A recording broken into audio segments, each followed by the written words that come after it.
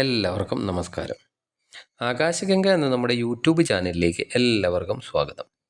2025 March മാസം ശനി കുംഭം രാശിയിൽ നിന്ന് രാശി മാറി മീനം രാശിയിലേക്ക് വരികയാണ്. 2.5 വർഷത്തിന് ശേഷമാണ് ശനി കുംഭം രാശിയിൽ നിന്ന് രാശി മാറുന്നത്. ഇനി അടുത്ത 2.5 വർഷം ശനി മീനൻ രാശിയിൽ തന്നെ നിൽക്കുന്നതുമാണ്. ഈ 2.5 വർഷക്കാലം ചില രാശിക്കാർക്ക് കണ്ടകശനി, ഏഴരശനി, അഷ്ടമശനി എന്നിവ ആരംഭിക്കുകയും ചില രാശിക്കാർക്ക് ഈ കണ്ടകശനി, ഏഴരശനി, അഷ്ടമശനി എന്നിവ അവസാനിക്കുകയും ചെയ്യുന്നതാണ്. ശനിയുടെ ഈ രാശി മാറ്റം വളരെയധികം പ്രാധാന്യം അർഹിക്കുന്നതാണ്. കാരണം ഏറ്റവും കൂടുതൽ കാലം ഒരു രാശിയിൽ ഇരുന്ന് ഗുണദോഷ ഫലങ്ങൾ തരുന്ന ഗ്രഹമാണ് ശനി. ശനിയെ ശനീശ്വരൻ എന്നാണ് വിളിക്കുന്നത്. മറ്റൊരു ഗ്രഹങ്ങളെയും ഇങ്ങനെ ഈശ്വരൻ എന്ന് സംബോധന ചെയ്യാറില്ല. ശനി ഒരു പാപഗ്രഹം കൂടിയാണ്. ഫലദാന ശേഷിയിൽ ശനി നീചാവസ്ഥയിലോ അല്ലെങ്കിൽ ദോഷസ്ഥാനങ്ങളിലോ ഒക്കെ ഒരാളുടെ ജാതകത്തിൽ ഇരിക്കുന്ന പക്ഷം ശനി പ്രശ്നക്കാരനായും മാറാറുണ്ട്. എങ്ങനെ ജീവിതത്തെ ജീവിക്കണം എന്ന പാഠമാണ് ശനിദശയിലും ശനിയുടെ അന്തർദശ, അതുപോലെ പ്രത്യന്തർദശ, അതുപോലെ കണ്ടകശനി, ഏഴരശനി, അഷ്ടമശനി എന്നീ കാലങ്ങളിലുമൊക്കെ ശനി കാണിച്ചു തരുന്നത്. ശനി ഈ കാലയളവ് കഴിഞ്ഞു പോകുമ്പോൾ നമ്മുടെ പ്രവൃത്തി എങ്ങനെയായിരുന്നു അതിനുള്ള പ്രതിഫലവും നൽകിയിട്ട് മാത്രം പോകുന്ന ഒരു ഗ്രഹം കൂടിയാണ്. ഇന്നത്തെ വീഡിയോയിൽ കുംഭക്കൂറിൽ വരുന്ന അവിട്ടത്തിൻ്റെ അവസാനത്തെ പകുതി, ചതയം, പൂരുരുട്ടാതി ആദ്യത്തെ 1/4 ഭാഗം വരുന്ന നക്ഷത്രക്കാർക്ക് ശനിയുടെ ഈ രാശിമാറ്റം എന്തൊക്കെ ഗുണദോഷ ഫലങ്ങളാണ് നൽകുന്നത് എന്നതിനെ പറ്റിയാണ് പറയുന്നത്. കുംഭക്കൂറുകാർക്ക് ഏഴര ശനിയുടെ അവസാന 2.5 വർഷത്തിലേക്കാണ് ശനി മാറുന്നത്. ഈ 2.5 വർഷം കഴിഞ്ഞാൽ കുംഭക്കൂറുകാർക്ക് ഏഴര ശനി അവസാനിക്കുന്നതാണ്. നിങ്ങളുടെ 2ാം ഭാവത്തിലേക്കാണ് ശനി രാശി മാറി വരാൻ പോകുന്നത്.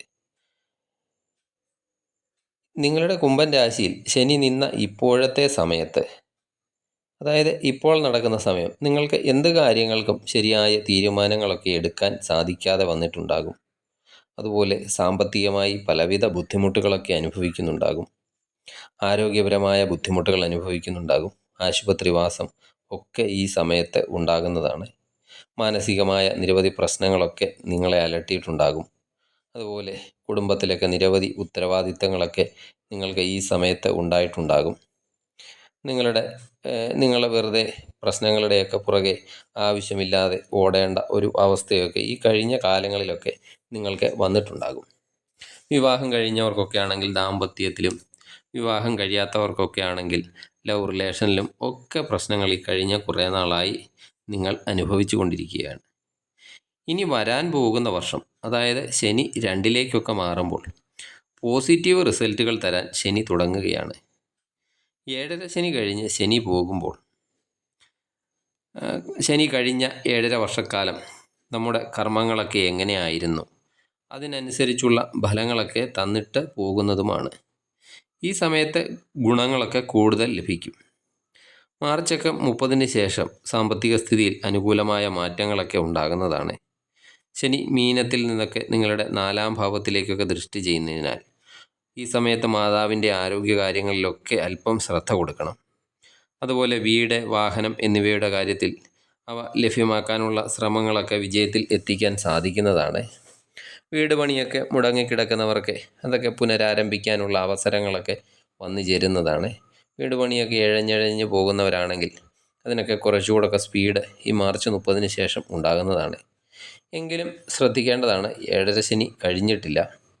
അല്പം ആശ്വാസം ലഭിക്കും എന്ന് മാത്രം. അതുപോലെ 8ാം ഭാവത്തിലേക്കുള്ള ദൃഷ്ടി, പുതിയ അറിവുകളൊക്കെ നേടാൻ ഈ സമയം നിങ്ങൾക്ക് സാധിക്കുന്നതാണ്. വിദ്യാർത്ഥികൾക്കൊക്കെ ആണെങ്കിൽ, ഉന്നത വിദ്യാഭ്യാസം ചെയ്യുന്ന വിദ്യാർത്ഥികൾക്കാണെങ്കിൽ ഗുണകരമായ അവസ്ഥകളൊക്കെ ഉണ്ടാകും. അവർക്ക് മത്സരങ്ങളിലൊക്കെ പങ്കെടുക്കാൻ സാധിക്കുന്നതാണ്. റിസർച്ചൊക്കെ ചെയ്യുന്നവർക്കും ഈ ശനി ഗുണകരമായ അവസ്ഥയെ തന്നെ സൃഷ്ടിക്കുന്നതാണ്. 11ാം ഭാവത്തിലേക്കൊക്കെ ശനി ദൃഷ്ടി ചെയ്യുന്നുണ്ട്. അത് പലവിധ മാർഗങ്ങളിലൂടെയൊക്കെ ധനം സമ്പാദിക്കുന്നതിനുള്ള മാർഗങ്ങളെ സൃഷ്ടിക്കും. അതായത് നിലവിൽ ഒരു തൊഴിൽ ചെയ്യുകയാണെങ്കിൽ ആ തൊഴിലിന് പുറമെ പുതിയ വരുമാന മാർഗങ്ങളെ പറ്റിയൊക്കെ ആലോചിക്കുകയും അതൊക്കെ പ്രാവർത്തികമാക്കാൻ ശ്രമിക്കുന്നതുമാണ്. അതുപോലെ പുതിയ തൊഴിലൊക്കെ പഠിക്കാൻ ഈ സമയത്ത് ഉള്ള അവസരങ്ങൾ ഉണ്ടാകുകയും നിങ്ങളത് അതിനൊക്കെ ശ്രമിക്കുകയൊക്കെ ചെയ്യുന്നതാണ്. അതിലൊക്കെ ഒരു 70% വരെയൊക്കെ വിജയം നിങ്ങൾക്ക് എത്തിപ്പെടാൻ കഴിയുന്നതുമാണ്. ശനി കുറച്ച് നെഗറ്റീവുകളും ഈ സമയത്ത് കൊണ്ടുവരുന്നതാണ്. പല്ലുകൾ സംബന്ധമായി പ്രശ്നങ്ങളൊക്കെ ഈ സമയത്തുണ്ടാകാം. അതുപോലെ മുഖം സംബന്ധമായ എന്തെങ്കിലും അസുഖങ്ങൾ, അലർജി പോലുള്ള അസുഖങ്ങളൊക്കെ ഉണ്ടാകാം. നിങ്ങളുടെ രണ്ടാം ഭാവത്തിലേക്കാണ് ശനി മാറുന്നത്. രണ്ടാം ഭാവം എന്ന് പറയുന്നത് വാക്കാണ്. ഉപയോഗിക്കുന്ന വാക്കുകൾ, അതുപോലെ വാക്കുകളൊക്കെ പറയുന്ന ശൈലി, ഇതൊക്കെ രണ്ടാം ഭാവം കൊണ്ടൊക്കെ ചിന്തിക്കാവുന്നതാണ്. കുടുംബത്തിനൊക്കെ അകത്തൊക്കെ വാക്കുകൾ ഉപയോഗിക്കുന്നതും അതുപോലെ കുടുംബാംഗങ്ങളുമായുള്ള സംസാരവും ഒക്കെ വളരെയധികം ശ്രദ്ധിച്ച് കൈകാര്യം ചെയ്യേണ്ടതാണ്. അതുപോലെ മദ്യപാനം പോലുള്ള കാര്യങ്ങളൊക്കെ ഉള്ളവരാണെങ്കിൽ അതിൽ നിന്നൊക്കെ ഒഴിഞ്ഞു മാറി നിൽക്കുന്നത് വളരെ നല്ലതാണ്. സുഹൃത്തുക്കളുമായൊക്കെ കമ്പനി കൂടി ചെയ്യുന്ന കാര്യങ്ങളിലൊക്കെ വളരെയധികം ശ്രദ്ധ കൊടുക്കേണ്ട ഒരു സമയമാണ്. അതുപോലെ ആര് മുന്നിൽ വന്നാലും അവരെ പെട്ടെന്ന് വിശ്വസിക്കുന്ന ഒരു സ്വഭാവമുണ്ട്. അങ്ങനെ മുന്നിൽ വരുന്ന ആൾക്കാരെ പെട്ടെന്നൊരു കാര്യത്തിലും വിശ്വാസത്തിൽ എടുക്കരുത്. ഈ സമയത്ത് ആർക്കെങ്കിലും പൈസ കൊടുക്കുകയോ അല്ലെങ്കിൽ നമ്മൾ പൈസ വാങ്ങുകയോ ഒക്കെ ചെയ്യുമ്പോൾ വളരെയധികം ആലോചിച്ച് മാത്രമേ ചെയ്യുക. അതുപോലെ അത്യാവശ്യം ഉണ്ടെങ്കിൽ മാത്രം മറ്റുള്ളവരോട് പൈസ മേടിക്കുക. അതുപോലെ എന്ത് കാര്യം ഡീൽ ചെയ്യുമ്പോഴും ആലോചിച്ചൊക്കെ മാത്രം ആ ഡീലിങ്ങിലൊക്കെ ഏർപ്പെടുക. എപ്പോഴും നമ്മുടെ മുന്നിൽ എപ്പോഴും ഒരു ചതിയൊക്കെ ഒളിഞ്ഞിരിപ്പുണ്ടാകും എന്ന ചിന്ത മനസ്സിലൊക്കെ ഉണ്ടായിരിക്കേണ്ടതാണ്. ഏഴര ശനി കാലാവധി കഴിഞ്ഞില്ല എന്ന ചിന്ത മനസ്സിൽ വേണം. അനുകൂല ഫലങ്ങളൊക്കെ ഉണ്ടാകും. എന്നാലും ഈ ഏഴര ശനിയിൽ നിന്ന് പൂർണ്ണമായിട്ടും ഫ്രീ ആയിട്ടില്ല. ശനി ജാതകത്തിൽ നല്ല നിലയിലൊക്കെ ഇരിക്കുന്നവർക്ക് ശനി വളരെ നല്ല ഫലങ്ങളൊക്കെ നൽകിയിട്ടുണ്ടാകും. അതുപോലെ ധനം ഒക്കെ നൽകിയിട്ടുണ്ടാകും. വലിയ വലിയ ആൾക്കാരുമായിട്ടുള്ള ഡീലിങ്സ് ഒക്കെ ഈ സമയത്ത് ഉണ്ടാക്കിയിട്ടുണ്ടാകും. അതുപോലെ സാമ്പത്തിക നേട്ടം ഒക്കെ ധാരാളം തന്നിട്ടുണ്ടാകും. ഈ സമയം വലിയ വലിയ ആൾക്കാരോടൊക്കെ എങ്ങനെ ഇടപെടണമെന്ന് നിങ്ങളെ ശനി ഈ സമയത്ത് പഠിപ്പിച്ച് തന്നിട്ടുണ്ടാകും. ഏത് വ്യക്തി നല്ലതാണ് അല്ലെങ്കിൽ ഏത് വ്യക്തി മോശമാണ് എന്ന തിരിച്ചറിവൊക്കെ ശനി ഈ സമയത്ത് നിങ്ങൾക്ക് നൽകുന്നതാണ്. നല്ലതേത് ചീത്തയേത് എന്നൊക്കെ മനസ്സിലാക്കി ഈ സമയത്ത് ശനി തന്നിട്ടുണ്ടാകും. ശനിയുടെ ഈ മൂന്നാം ഭാഗത്ത് ഒക്കെയുള്ള മാറ്റങ്ങൾ, അതുപോലെ ട്രാൻസ്ഫറിനൊക്കെ സാധ്യതകളുണ്ടാകും. ഈ സമയത്തൊക്കെ ഒരു കാരണവശാലും തെറ്റായ പ്രവർത്തികളൊക്കെ ചെയ്യാതെ ഇരിക്കുക.